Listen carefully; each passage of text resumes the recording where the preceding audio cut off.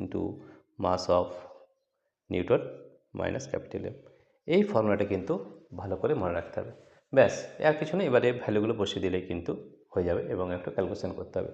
তাহলে 3 into mass of proton কত দেওয়া আছে, দেখো মাস অফ প্রোটন এটা দেওয়া আছে, ঠিক আছে। কত আছে, 1 পয়েন্ট, বসিয়ে দিলেই হয়ে যাবে 1.007277 plus 3 into mass of neutron. Mass of neutron কত আছে, এইটা রয়েছে 1.00, তাহলে 1.008665 minus this capital M, capital এমটা দেওয়া রয়েছে এইটা, তাহলে 6.001505, ঠিক আছে।